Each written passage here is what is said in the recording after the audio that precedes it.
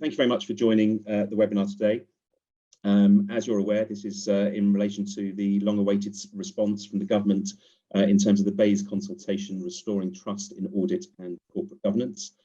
The consultation followed a number of external market reviews and generated more than 600 responses from various stakeholders, including companies, the directors, investors, audit firms, and indeed other advisors as well. The objective of the BEIS consultation was to create a comprehensive and holistic package of reforms that will protect and promote the public interest in trustworthy and informative corporate reporting and audit. And so today's event is really going to look at that to see whether we feel that the government's final packages of reforms do just that. I'm delighted to be joined on our panel of experts by Sir Jon Thompson, Chief Executive of the Financial Reporting Council, Sangeeta Shah, who is a non-executive director of a number of listed companies, but is also a board member of the Quoted Company Alliance, Paul Lee, who is Head of Stewardship and Sustainable Investment Strategy at Reddington, and was a member of the Bryden Advisory Committee, and Scott Knight, who is Head of Audit and Assurance at BDO and also was on the Bryden Committee as well. Thank you to everyone who has submitted questions. We've got some questions in advance, so I've got some questions in front of me. If you want to post additional questions, please use the Q&A function, which I will try and pull into the conversation as we go. And if we don't respond to those, then we will look at other ways of responding, whether that's by putting out a direct email or indeed running additional webinars. We will record this session today and circulate that after the event. And if you do have questions post the event, then please don't hesitate to contact us and we'll look to revert on that. And we will be running to a tight schedule. As I said, we have an hour. We'll be closing 9:30, I'd say on the dot, but certainly around 9:30 as close as I can get to it, and so that we can all get about our day's work as well. So I guess before we delve into, the key elements of the consultation response, it would be great to hear from the panel individually to understand what your hopes were for the outcome of the consultation, and whether you think the government met its objectives with this package of reforms, or is this a missed opportunity?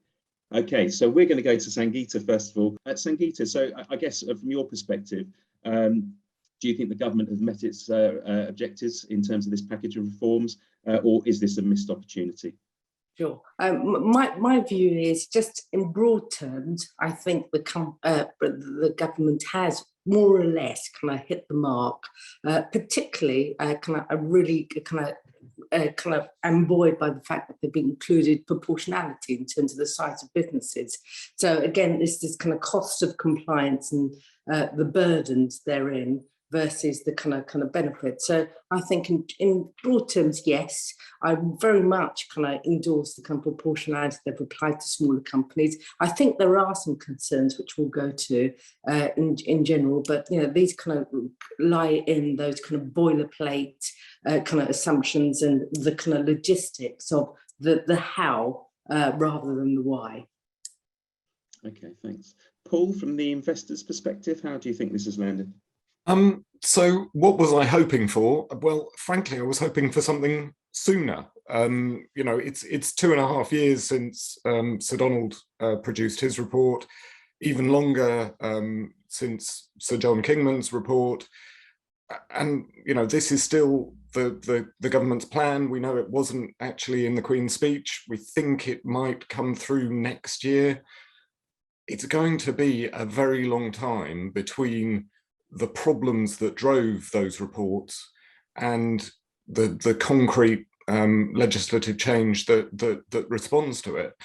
And I just hope that we don't have too many problems that arise in that interim period. The actual proposals, I think, are fine. They do respond to the spirit of Donald's report and of Sir John's report as well, I think. There are issues here and there around the edges, but it's taking a very long time, and that is my biggest concern, frankly. Okay, and Scott, any views from an advisor's perspective? I think, like Paul, this feels like it's been a long time coming, and I was slightly underwhelmed when it first came out, because one of the kind of key phrases that we've always used is, in order to solve the issues that we're seeking to solve, it needed all of the actors on the stage and one director over the entire script, being diluted down in terms of directors' responsibility, and it was becoming more of an audit reform rather than corporate reporting reform. But then when you go into the detail, there's quite a lot in there. And I'm a big fan of market-based solutions rather than regulatory solutions. And I'm a big fan of comply or explain. And they're principles that are really embedded in this. So I think that's quite positive. But there's still a lot that we're not clear about, that there's some principles in here, but it really does need to be fleshed out. There's a lot to come. In terms of the, you mentioned there about it being diluted down, Scott. So there was a lot of coverage in the run-up to the report being released, stating that directors' responsibilities were going to be quite a big focus. A lot of pressure seems to have been applied, and I was just wondering, I guess I'll put this out to the investor community through Paul first, then Sangeeta as a director, and then Scott as an advisor. But do you think the government's response appropriately balances the responsibility for corporate governance and financial reporting between those within the company and those outside of the company, so the advisory side? Or do you think that actually the ability to lobby influenced and diluted that quite significantly? So I'll start with Paul from the investor side. I think there's been quite a lot of lobbying from everybody around this, hasn't there? And certainly the corporate world has pushed back, I think, on the PEIS and on the Sarbanes-Oxley equivalent. We all use that as the shorthand, but the professions push back on various aspects. I think investors generally have just said, yes, please. Could we have most of that and soon? So the one area where there hasn't been pushback is from my side of the community, I guess. Have we lost something through that? I wonder whether we have. I mean, Sir Donald's version of Sarbanes-Oxley of asking the executive to report to the board and then the board to make a statement to the shareholders was a bit convoluted, but actually it preserved the governance framework and structure that we have in the UK and respected that. And then the call for that to be attested by the auditor should only come in, when there was a problem, fundamentally, was the proposal. It felt like a reasonable balance to strike, avoiding the huge cost burden that the US adopted when it brought in Sarbanes-Oxley originally, but having that greater set of constraints, but within a governance framework that we all know and understand in the UK. I'm not quite sure that is how it's coming through the system, and I think the way in which it's been pared back mean we may have lost some of that clarity, actually, both of the attestation and of the clarity of the accountability of the directors for what is done and their duty to report to shareholders. Thank you. So Sangeeta, I guess same question to you in terms of the government's response and the lobbying and whether that has diluted the output. Your view in terms of that as a director who may be benefiting slightly from that? Absolutely, and it depends on which capacity I'm in terms of the director, but just in terms of first and foremost, I don't think it's dilution. I think it's active listening. So, I welcome the fact that, these proposals are still in motion and they seem to have kind of shifted their position. So for us, from a director perspective, in small caps, if, for example, the proposals as they were initially initiated, particularly in terms of resilience statements, fraud and all our obligations, they would, I would argue, render most companies to rethink, certainly in the small cap space, back into becoming into the private space, and because the cost of compliance was just unreasonable. So again, I kind of go back and say I'm very, very pleased there was some active listening. There's been some remuneration in these kind of statements here. What I would say is that I think, again, for FTSE 50 and PI in terms of public interest entities, that kind of, I think they're absolutely on the money here. The key thing though is, and this is my consideration as a director, if I looked at all these obligations, I wonder the type of director that would want to become a public listed company. And again, I don't think that shifts, because at the moment I'm quite comfortable with the definition in terms of PIE. But if, for example, I was a small cap and we had implemented these in terms of 750 rule, I think you will get a very different beast wanting to be a director. It will take out the entrepreneurial added value kind of zeal and more the tick and flick compliance. And I think it's needed, but there's a balance. Thanks, Sangeeta. And Scott, not to be controversial, but you used the word diluted. Sangeeta's used the word active listening. What is it? Is it dilution in your perspective, or was it active listening? So I think there's the proportionality point that Sangeeta points to, not wanting to make the UK unattractive for inward investment is important, and recognizing that the UK has a particularly good growth market for entrepreneurial companies that you could definitely deter and push into other capital markets. So I think that part of it is good, and recognizing that there's different rules for the FTSE 350, I think is positive. But I do think there has been some lobbying and a reduction of the responsibilities on management and audit committees. There are things in here that I think are quite powerful and important, and I think there's some really good stuff around the resilience statement that puts the onus on the company to explain a lot about its resilience. So I think there's some good stuff in here. I think the proportionality is good, but I go back to, if you want to solve some of the issues that we've seen in the UK, it needs all of the actors on the stage under a single direction. Okay, thanks. I would like to go back to my initial question, which with the others answered. What I'd like is your perspective in terms of the response itself and the outcome. And do you think that the government met its objectives in terms of the package of reforms, or is this a missed opportunity? Look, there's much to be supported in the government's response, and what is in the government's response we support.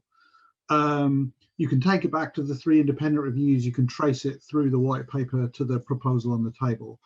It's obviously worth me saying that this is not the totality of reform, because we've been getting on with all of those areas that did not require changes to the law. So just need to remember, if you trace all of that through, we've been getting on with a lot of different things. I think we're fundamentally a different regulator than we were way back in 2018.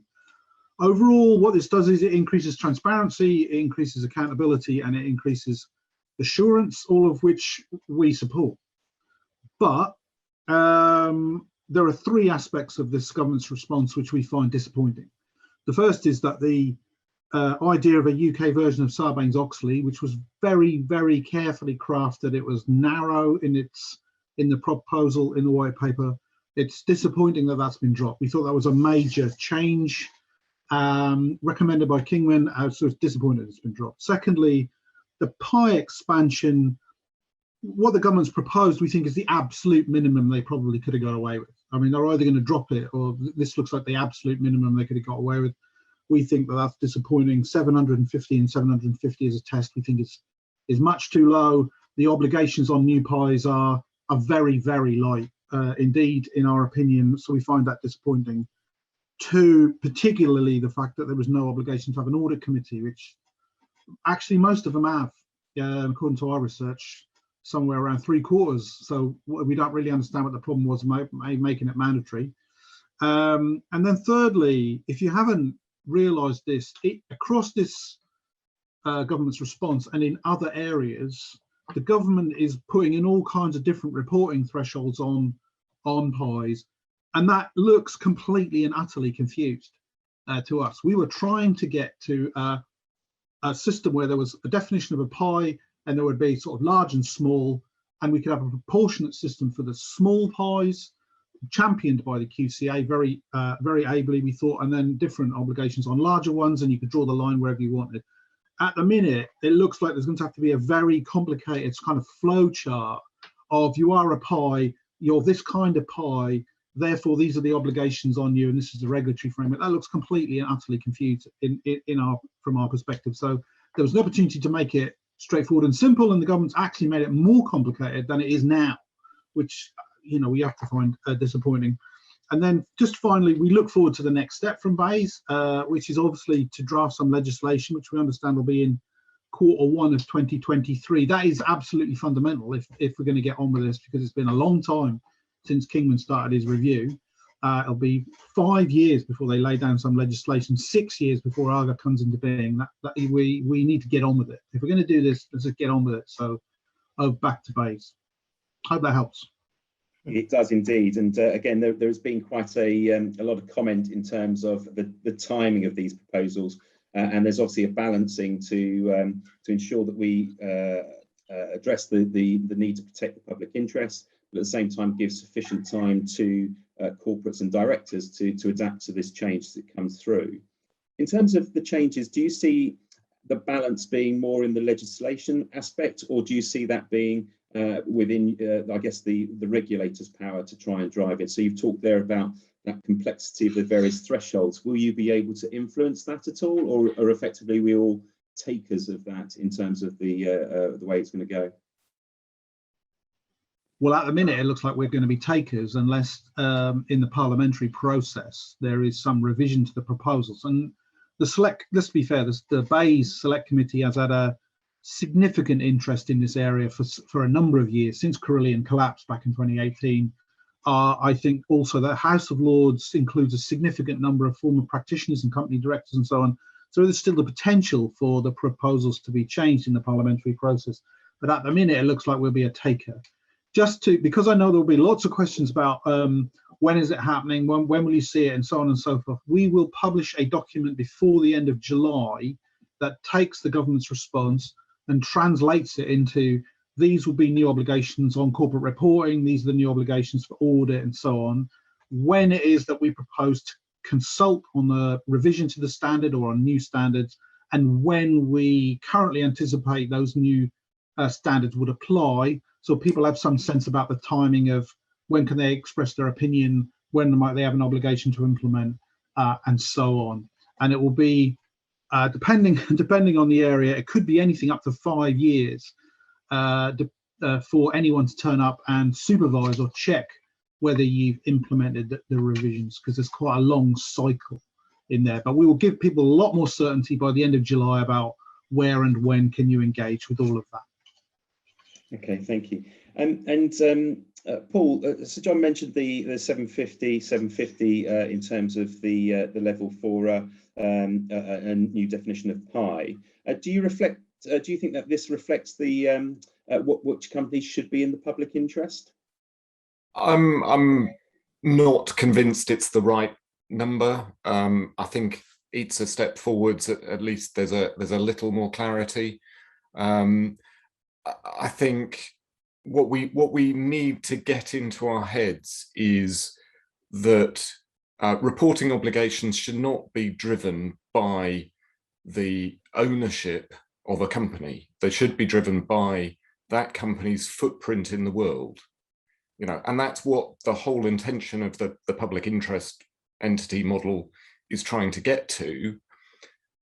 And that's great, and it's a step forwards that's the mindset, but the threshold may or may not be the right one. And you know, if you think about P&O Ferries, by God, that's a private company, but were we all interested in what went on at that private company? Of course we were. I think it would be caught by this threshold, but there are other organizations in similar positions that would not hit that threshold, that you can be very sure the public would be very interested in. And like Sir John, I'm very strongly of the view that there should be an opportunity taken to streamline what is a mishmash of reporting obligations at the moment, and actually use this as the moment to take a set of decisions so that it's a lot simpler, it's a lot clearer who has to do what, and to enable us to do that, we all need to have confidence that that level has been cut in the right place. And I'm not personally convinced that 750 is the right one. The original 500 seemed like a slightly better level to be looking at. Okay, thanks. And Scott, there's a few questions coming in about the practicalities of some of these measures. So if you are a private company that is suddenly going to be caught by the 750, what are the practical implications of that, do you think? So I think, as Sir John said, there's this flow chart, and somebody the other day said there's 43 permutations for how you can get caught, which can't be the right answer. And I think there's the idea of, and I've used the phrase, the primacy of capital has gone, that auditors report to the shareholders, and so it's always been about the capital, and the directors issue the annual report to the shareholders. It's always been about the capital. But now I think the public interest is about the company runs into distress. You see pensions unfunded, job losses, supply chain very much in the public arena. So I can see how private companies get brought into public interest. And I think that's the right answer. So Peter, do you have a view on that?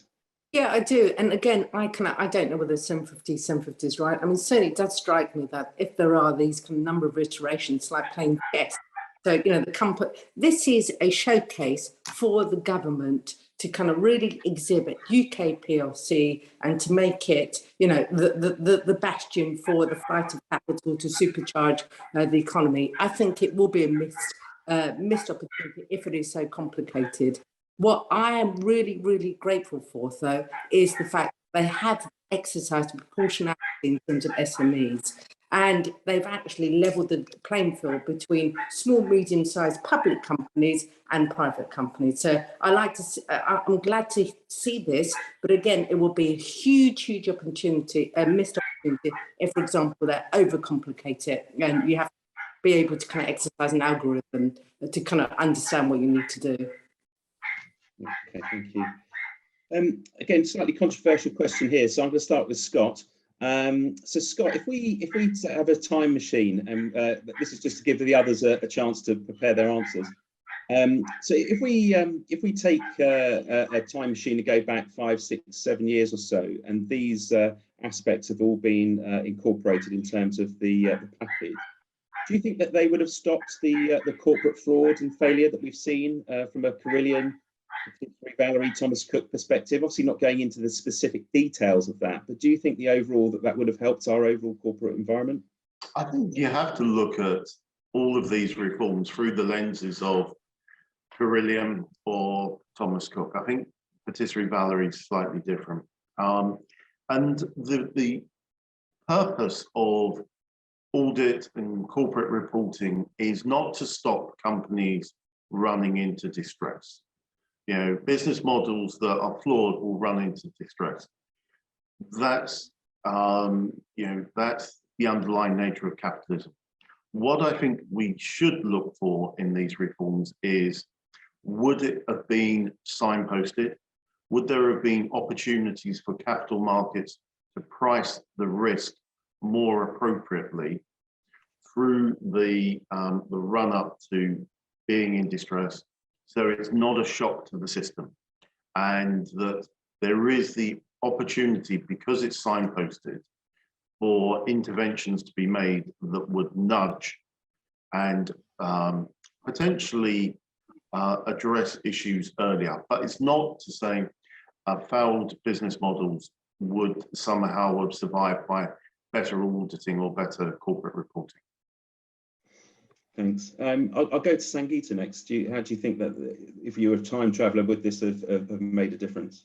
I think fundamentally it is, you know, kind of a function of the directors and their oversight and their proactiveness in terms of, the reporting and accounting their obligations. So I think there is something in the directors themselves and how kind of, the propriety in terms of taking the fiduciary duties. So I don't know. What I do, and I do welcome the resilience statements. I do welcome some of the kind of amendments, looking at the reporting accounts in totality as well. I think they are all kind of welcome proposals, but so they are enablers in my view, as long as they're proportionally kind of, they go against the boilerplate, but they're proportional as well. So I don't know, but it does go down to the mettle, the integrity and the calibre of the directors themselves.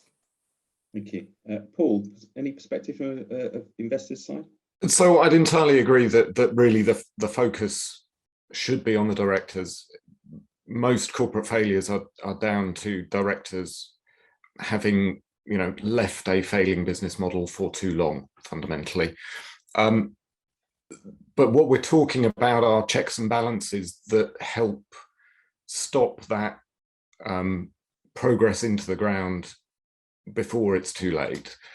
And the audit should be that, or should be an opportunity to signal that there's a problem more strongly, and investors need to rise to the challenge of the signals that are given.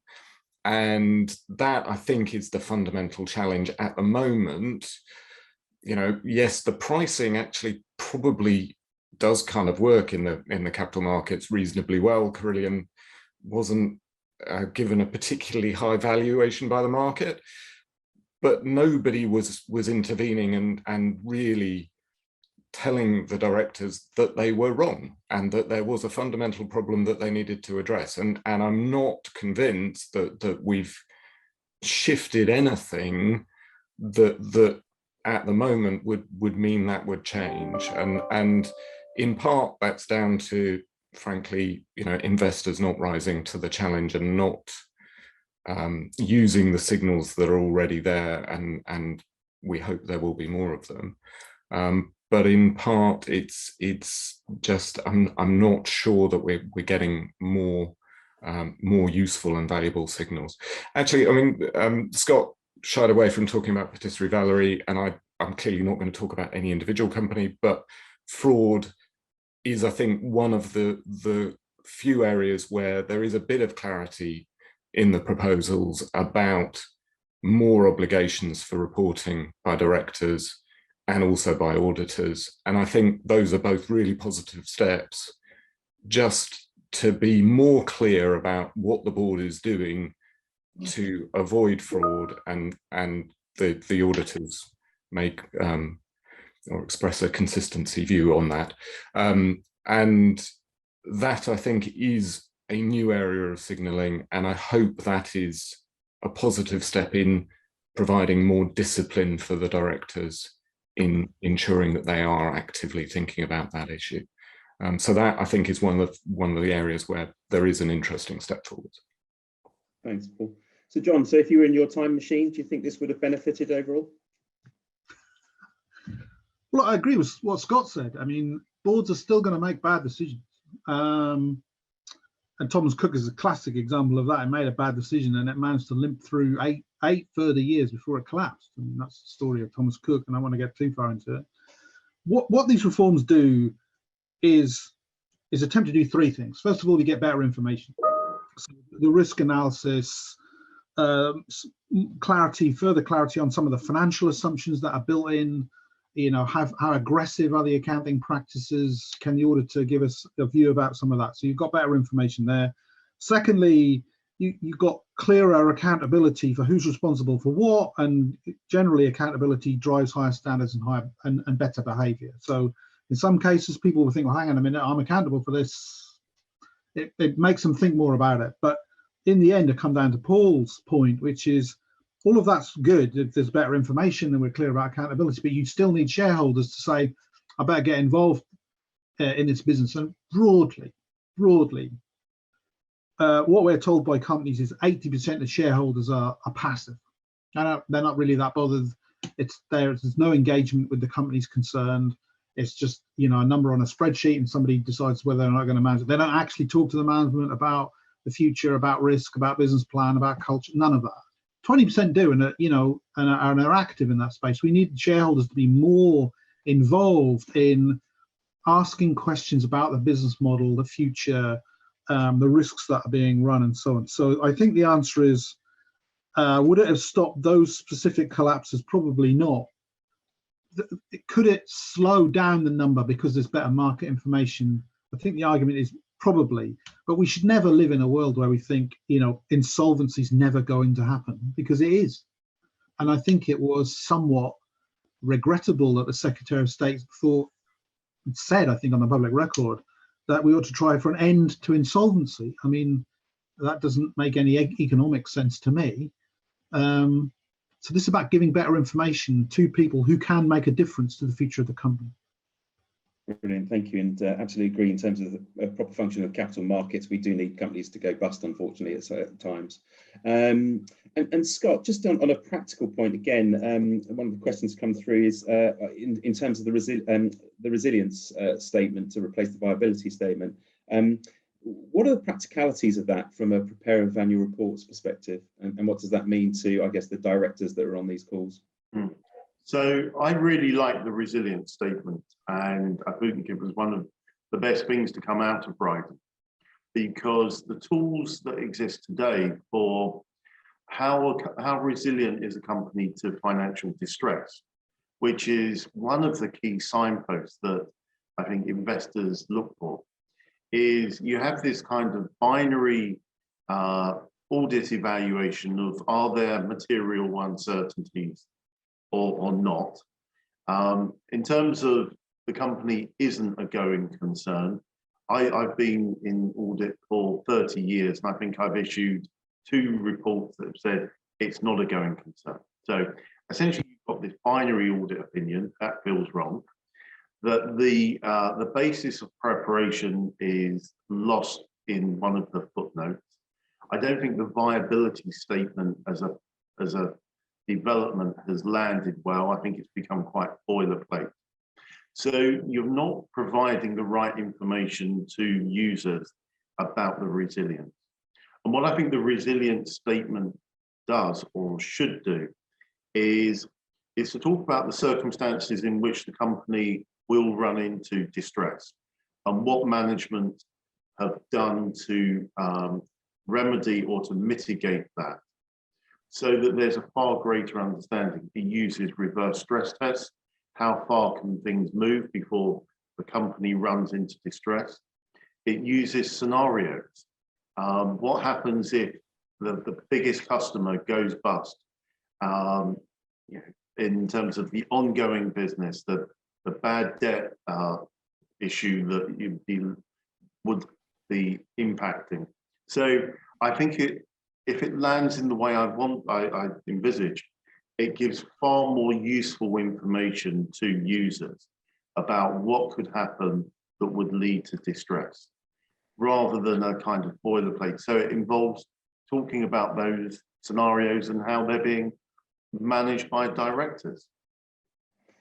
So, but it will come in terms of making sure it's not boilerplate again, because again, as a UK reporting corporate, we do tend to fall into that. It will come down to actually each of the groups here represented. So the directors, from Sangeeta's point of view, making sure that they are putting appropriate information, the regulator forcing that through, the investors demanding it, and the advisors critiquing it. So we definitely need to make sure we push forward on that basis. Sangeeta?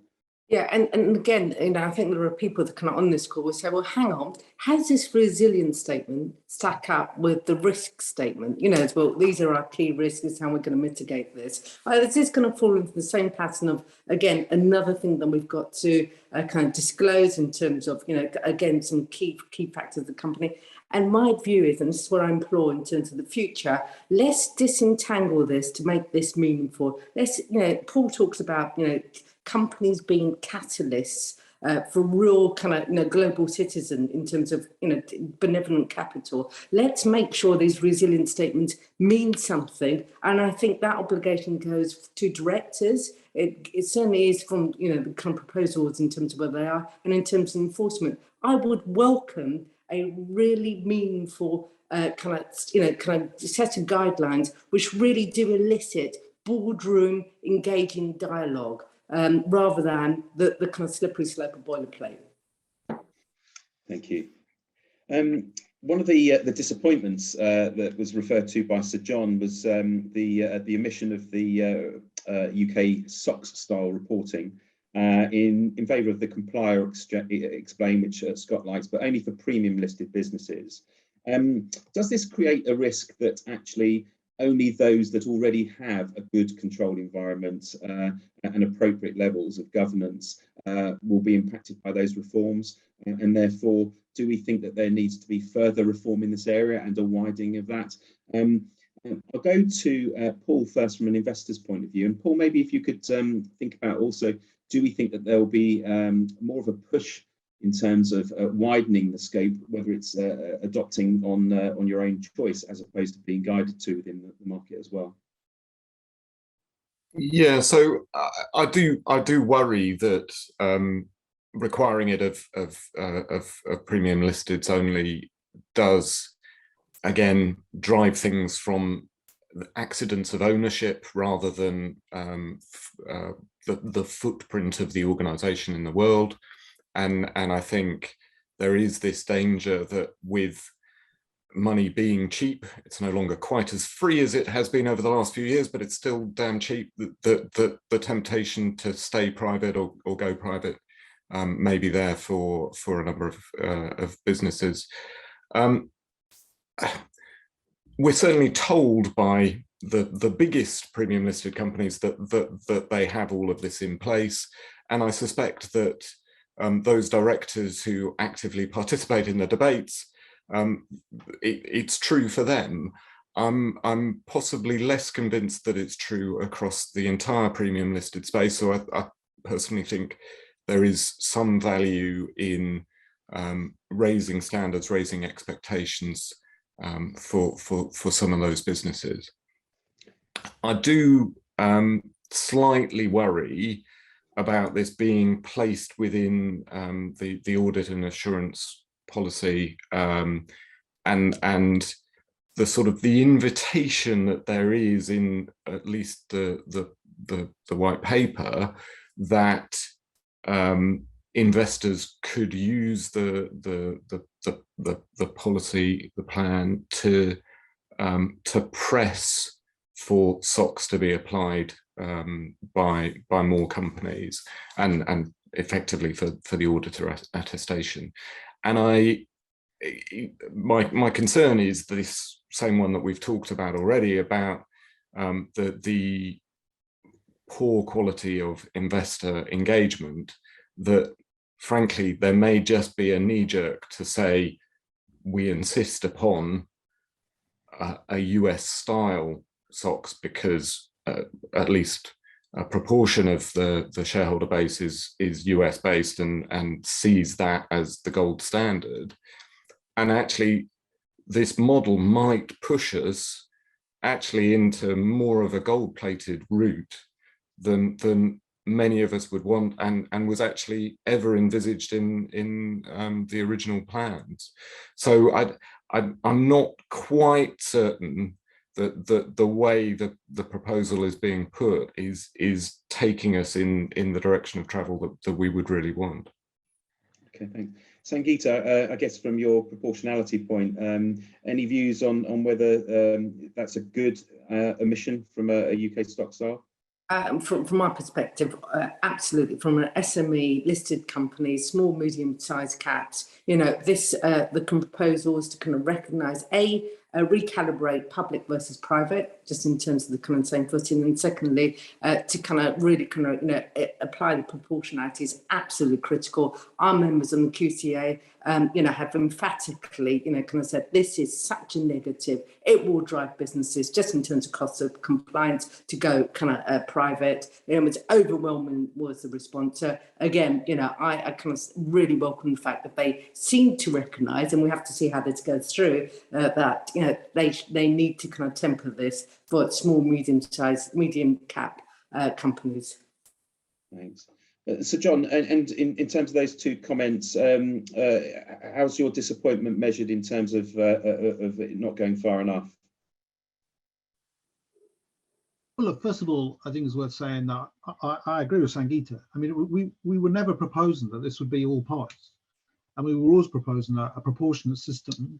And to use my previous comment, some large, some small, and you could define where that was. And we agreed with the QCA that it was disproportionate to the risk to put it in for all pies. So we would have brought it in a threshold. The area where we think is regrettable is the government's reluctance to make it a legal minimum. Because in the end, the Corporate Governance Code is a comply or explain model. It's relatively straightforward to say whether you have or have not done it. We think standards of corporate governance in the UK are extremely high, but not every company is following those standards. If you broadly, it's sort of 97.3 in terms of high standards not, and you can read our annual review on corporate governance online. It does say something along those lines. Standards of corporate governance are high, but they're not universal. And the thing about the law is it makes it mandatory, whereas at the minute you can have, well, you know, this is sort of where we are, and we feel uncomfortable with that. And the companies that actually do need to do this would only be forced to do it if it's a mandatory requirement, and that's why we were very supportive of changing the law. And therefore, we think using the code is fine. But the 97% of companies that already have high standards of corporate governance will undoubtedly do it over 2 or 3 years, and that's good. The market improves, fine. But those companies that we're concerned about won't have done it, and I now don't have any levers. Whereas if I had the law, I had levers to intervene and say you're going to have to do it, and I can then make a big deal about that and make it public, and you know, you get more interest and more pressure on the company to do it, and so on and so forth. So that's where it's regrettable, I think. Look, we will consult on what the proposition is in due course, probably the back end of 2022. People can get involved in that. We've had some excellent engagement from audit committee chairs at the FTSE 350 already. In this area, we think it's very practical ways forward, but you know what my concern is. It's not mandatory, so not everyone will do it, and they won't all do it to the same standard. So that's where it's regrettable that the government ducked it. Brilliant. Thank you very much indeed. In terms of improving the audit market, there's obviously quite a bit in there about that, and it looks at the managed shared audits. How do you think the market will react to the proposed increase in audit scope, I guess, and also in terms of this as a remedy versus market cap? So John, I'll come to you on that one, and then maybe I'll come to some of the practicalities to Scott afterwards. So any views on that, Sir Jon? Well, the government's proceeding on the basis that it would take both the powers, the cap and the idea of managed shared audit, and then we'll pass to us or to Argo how do you want to use those powers? So how might this practically work? We've done some early work on this, but it's not in a state where we could issue a paper at the minute. And I know there are lots and lots of practical questions about how does it work and so on and so on. There were in the white paper phase 2. Everyone had a question. They all think it's a terrible idea, etc., etc., etc. Well, you know, just to put some brutal facts in the room, the French operate this model and don't seem to have any problem with it whatsoever, but we do. So there must be some middle way between those two. I understand there's a lot of angst about MSA, but you know, it works perfectly okay in the neighbouring countries. So, you know, all of those practical things we can get over, but we need to be clear about how we think it's going to move forward. And I don't expect this to come anywhere near anyone on this call for some time, you know, several years. So I wouldn't fret about it at this particular point. And it would also be at the top end of the market. So you know, there isn't a problem with competition beyond the 350. That what these measures were targeted at was the 350, which is, you know, not quite a stronghold of the big four, but it's pretty close to it. So at this point, sure, there are lots of practical questions, but I can't answer lots and lots of those questions. It needs further work, and we will publish something in due course. Brilliant, thank you for the clarity. Scott, any observations in terms of from an auditor's perspective in terms of managed shared audits and the cap? So I'm less of a fan of the French system. And the best thing I can say about managed shared audit is it's better than joint audit. It's using the product, the audit product, to solve a market structural issue. But there are no brilliant solutions to the market competition, market reform. I think it's got some benefits, but it will take a long time. I think the concept of you can avoid managed shared audit by appointing a non-Big Four firm will be quite attractive to a number of companies. But that in itself, whilst it's beneficial for BDO, I'm not sure that saying you can avoid something by appointing somebody is the right outcome. Thanks, Scott. I'll go to Paul and then Sangeeta. I guess on the same area, and I guess the question to you two from an investor's perspective, and then as a director's perspective, do you think that the managed shared audit approach addresses the issue of competition and also improves the overall audit quality? So, Paul, if I come to you first from an investor's view, and then we'll go to Sangeeta for the director view. Yeah, it's long seemed to me that managed shared audit or joint audit, whatever of those models, is a very odd and indirect way to address the competition issue. If the issue is that we are concerned about the dominance of 4 big players in the 350 audits, and I think we all are, then let's address that directly. And to my mind, and I've said this for a long time, market share caps are the way to address that.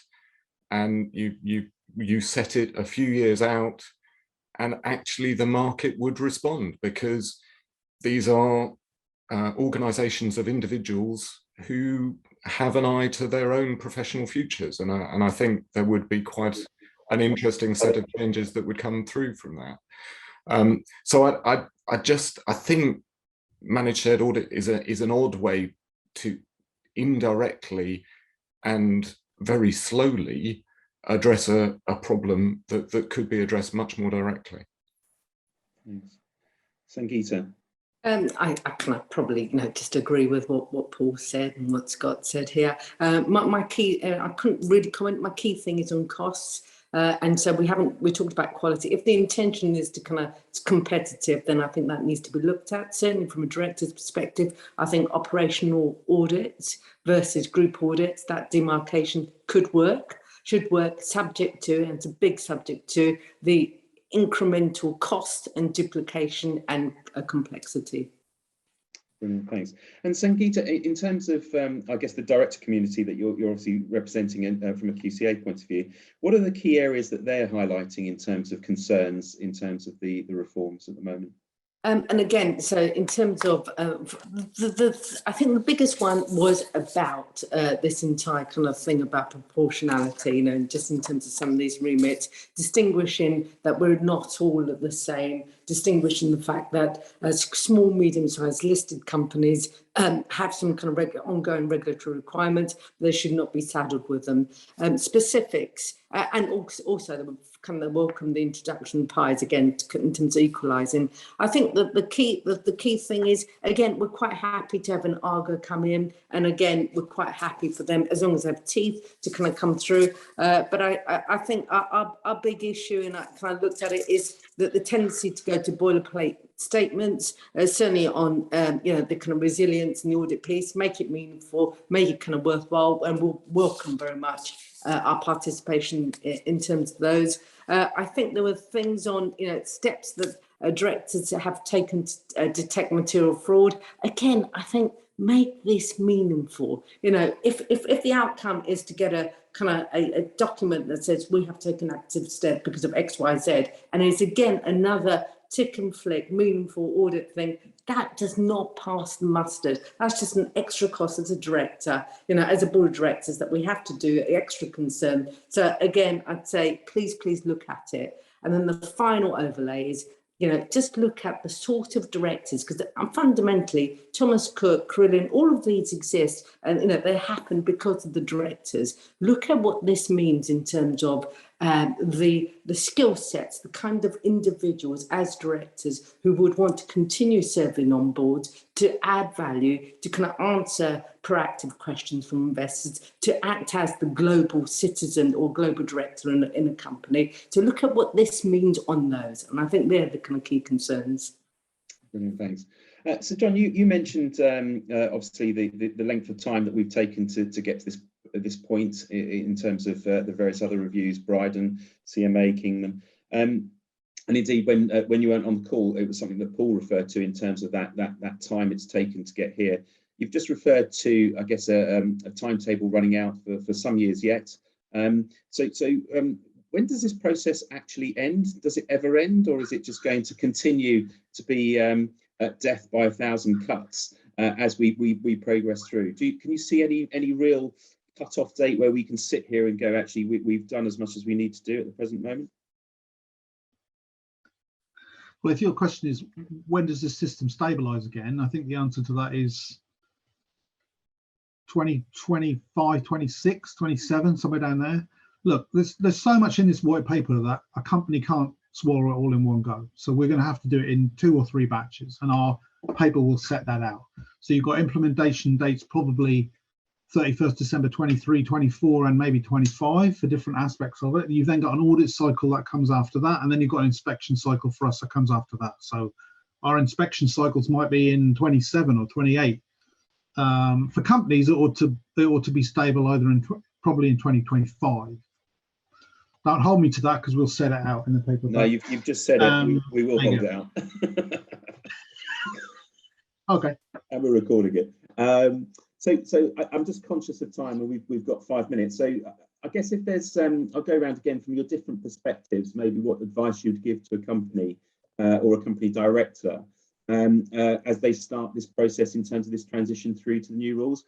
So maybe, Sangeeta, I'll start with yourself, go to Paul, then Sir Jon, and finish with Scott. So Sangeeta, what advice would you give to directors or a company? I would say, you know, kind of the headwinds are there will be kind of increased obligation in terms of kind of reporting. I think they're on the whole positive. I think as much as possible, there is some active listening there. I think directors need to kind of look at where the value added, we need to look at how we can intervene in a value added fashion. So again, you know, if you're a small, medium sized listed entity, hopefully, you know, this will come through in terms of saying only the kind of the proportionality will be applied. But as a director, look at yourself, look at the kind of the fact that the kind of headwinds are asking us, you know, for kind of greater transparency and strengthened corporate governance. It's a good thing, but ensure that we do have a voice in terms of saying that it's value added, you know, and within the kind of larger, you know, global capitalism for good kind of remit. Thank you. Paul, any specific advice to your community? So I think if directors focus hard on the resilience statement and the audit and assurance policy and making those real disclosures, practical, useful insights into their approach, their concerns, their issues, and how they're addressing them, and fundamentally do engage very actively with the investor community and don't allow the investor community to ignore this. This has to be a dialogue. And at the moment, you know, one of the fundamental problems with the audit market is investors are not engaged as they should be.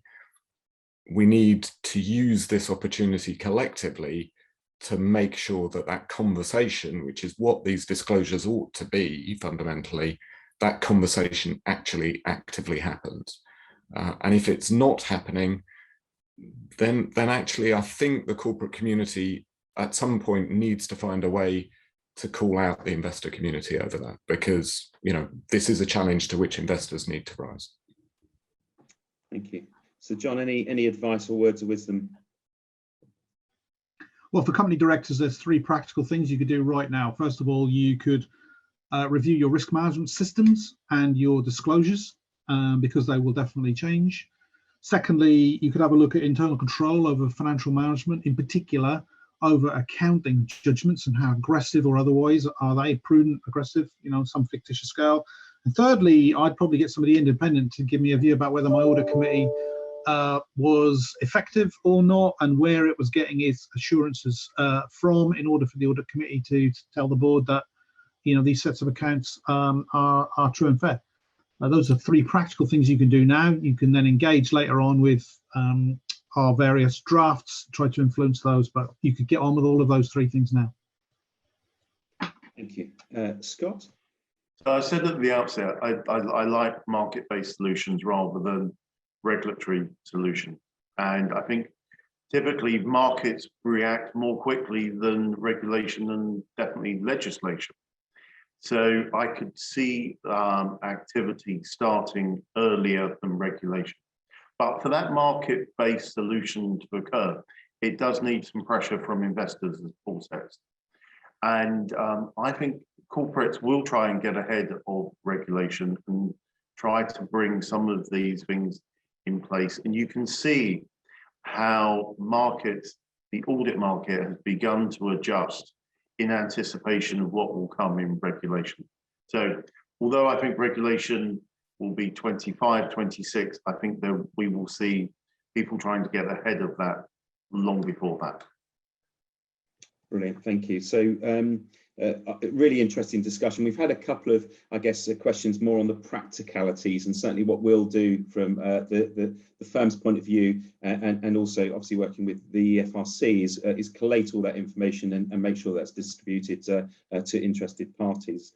But a really interesting debate, and so a couple of things that I've taken from this: the proportionality of the reforms is a positive, and I'll start using that rather than dilution, so that I don't get my words mixed up.